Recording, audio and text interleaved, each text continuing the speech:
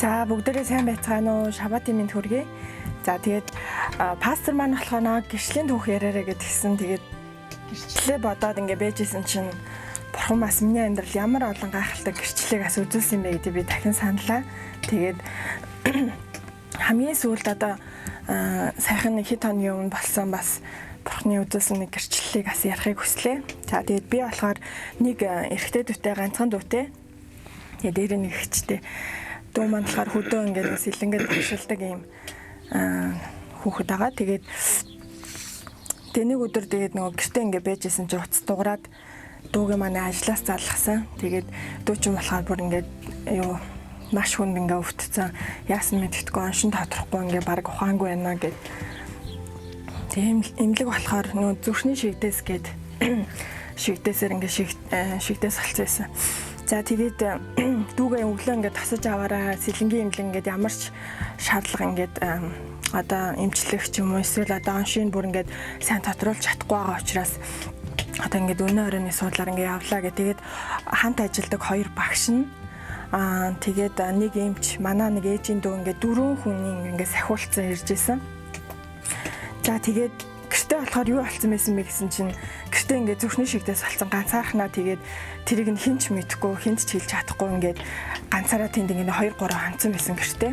Тэгээ ер нь бол жоохон утсан болол ер нь бол маш ингээд хүнд одоо юу гэдгийг нас орох тийм тохиолдолтой тийм байжсэн. Тэгээд ажилдаа ирэхгүй болохоор найзууд нь очиод гэрт нь очисон чинь манай дүү ингээд нэг тийм ухаангүй ингээд болцсон. Тэгээ эмнэлэгт хүргэгдсэн байгаа.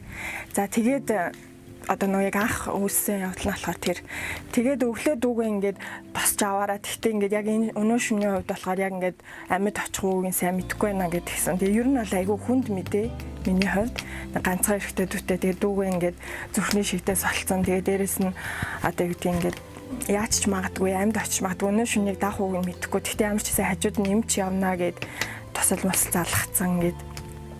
Ер нь ингээд хүнд залгаж болох кадастр нэг уурс муурс гэл бүхэл юм залгагдсан. Ер нь айгүй хүнд ирсэн. Ер нь нүд харахаар л ингээд нүд талтрам. Тэгээ айгүй хэцүү ингээд айгүй олуулаа ингээд өргөж дамжлал хөндлөрөө аваачаа. Тэгээд яг нэгдүгээр эмнэлэг дээр ингээд очиод ингээд эмчтэй ингээд үзүүлээд ингээд баахан шинжилгээ мэдлэгээ өгөөд ингээд явд юм билээ. Тэгээ явсан чинь бүр ингээд ийм болтол ингээд энэ хүн ч өглөө штэ ийм болтол ингээд явж байгаа ард гэрийнх нь найз хаана вэ гэлтгсэн. Тэг бүр амар хүнд юм билээ. Дүүгээ ингээд юусаа мэдхгүй те ингээд яатсныг ч мэдхгүй ингээд тэнд ингээд ганцаархнаа хөрх ямар ч тасламж авч чадахгүй ингээд шигтцэн те тэгээ ингээд байж. Тэгэл одоо эмч тгсэн одоо ингээд хагалгаанд орох шаардлагатай бол ингээд хагалгаа хийж чадахгүй бол тэгээд ер нь яг яаж ирэхийг мэдэхгүй дүүч ер нь ямар ч болохыг мэдэхгүй гэдгсэн. Тэгээд баахан шинжилгээнүүд аваад заах одоохондоо ингээд эмчилгээ хийн. Тэгээд эмчилгээ үнэхээр авах юм бол одоо хагалгаанд ингээд орохгүйгээр ингээд бас ингээд хагалгаанд орвол бас ер нь эрсдэлтэй амь насанд яаж магадгүй ер нь бол их хүнд байгаа найдаад хэрэггүй шүү. Ер нь бол гээл айгу хүнд юм эмчнэр айгу ярьжсэн. За тэгээ тэр донд болохоор би одоо бурхан тандаж маш их залбирсан, сүмээрээ залбирсан байгаа.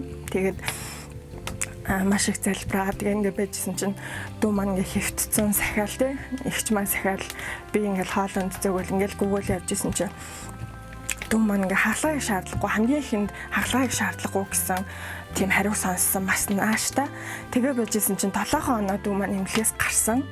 Ягаад тэгэхээр би энэ бүр аюу хурдан сайжирсан. Тэгээ бүр үнэхээр одоо юу гэдэг нь хажууд ингээл маш олон хүмүүс ингээ хөвтөж байгаа тэр хүмүүс бол үнэхээр одоо ингээ шаналал аюу хэцүү байгаа гэсэн дүү маань ингээл илт сайжраад тэгээ дээрэс нь болохоор яг одоо дүү маань хаана байгаа гэхээр сэлэнгэд ажиллаа ингээ дуусгах гад ингээ очичихсан.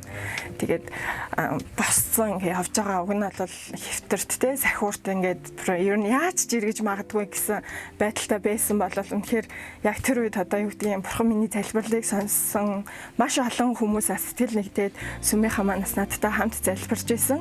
Тэгээд дүүгээ ингээд дүү маань босчихсон ингээд явж байгаа одоо баг ингээд л үүдэн те. Үнэхээр бас яг энэгээр юу ч хэлэхийг хүссэн байх хэрэг бурхан бол үнэхээр гайхалтай итгэгч. Тэгээ би бүр ингээд яг юу гэдэг тэр үед ингээд бүр ингээд бурханд ингээд чин сэтгэлээсээ тийм магадгүй ингээд танд одоо хэцүү зүйл өвчин зовлон магадгүй ингээд бид нарт ингээд хэцүү зүйл тохиолдох юм бол яг ингээд бурханд итгээд тийм бүр ингээд чин сэтгэлээ залбираад үзээрэй. Үнэхээр бурхан бол гайхамшигтай. Тэгээ эм чинь хамгийн гол нь юу гэсэн мэхээр ямар амар хурдан ингээд дүүч ингээд амар хурдан эдгэрлээ ингээд хажууд авсан айгүй ингээд одоо юу тийм болоочгүй ягаачгүй байна гэдгүүг надад бүр яг хэлчихсэн. Тэгээ дүүчин бол одоо ингээд гайгүй. Гэхдээ мэдээж тодорхой хэмжээний юу тийм дэглэмүүдийг барина. Гэхдээ бол дүүч айгүй хурдан идэгсэн. Одоо хоёр имлгээс гарна гэдэг үг хэлсэн. Айгүй хурдан. Тэгээ ямар ч байсан бурхан алдарч байгаа болтгой. Тэр бол гайхалтай итгэгч бурхан. Тэгээд бүх зүйлээ бурхандаас даатгаарай гэж хүсэж байна. Баярлалаа.